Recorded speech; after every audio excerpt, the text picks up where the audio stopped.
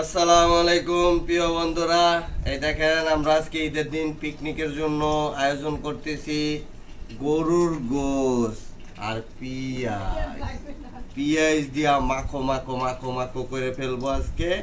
এই যে দেখেন এখন দিব হচ্ছে কি, আমরা দিব এখন হলুদের ফাঁকি মরিচের, এই যে মরিচ দিতেছি। আমাদের যেহেতু বাচ্চা বাচ্চা পোলাপান আছে তাই একটু অল্প অল্প করে দিব। এই দিলাম মরিচ, এই দিব হলুদ, তারপর এই একটু হলুদ দিলাম। এখন দিব কি লবণ, এই যে লবণ দিচ্ছি পরিমাণ মতন। আপনাদের যা লাগে, আধা কেজি 1 কেজি মাংসতে 1 কেজি লবণও দিতে পারবেন, সমস্যা নেই, কোনো সমস্যা নেই। 1 কেজি মাংসতে 1 কেজি লবণ যায়। তারপর দিব এই যে এই আরেকটা দিব, এটা কি বলে, দারুচিনি। তারপর আমরা দিব কি এলাইচ, এই যে এলাইচ দিব 4-5 পিস। হ্যাঁ, এই যে 4-5 পিস এলাচ দিব, বেশি দিলে আবার গন্ধ আসে তো তাই বেশি দিব না। তারপর দিব লবঙ্গ 5 পিস, বেশি না, 5 পিস লবঙ্গ দিব, 5 পিস লবঙ্গ দিব। এই যে দিলাম 5 পিস লবঙ্গ।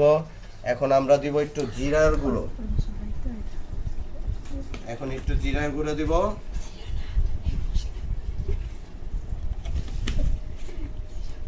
এখন জিরা কোথায় গেল? এখন আমরা দিয়ে দিচ্ছি একটু গরম মশলা বাটা, তারপর এখন দিব আমরা একটু আদা রসুন বাটা, এটা হচ্ছে রসুন, এই যে রসুন দিয়ে দিলাম।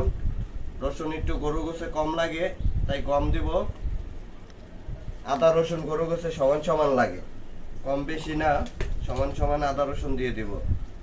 এই যে একটু আদা রসুনটা বেশি দিলে ঝোলটা একটু মাখো মাখো হবে, খেতে একটু ভালো লাগবে।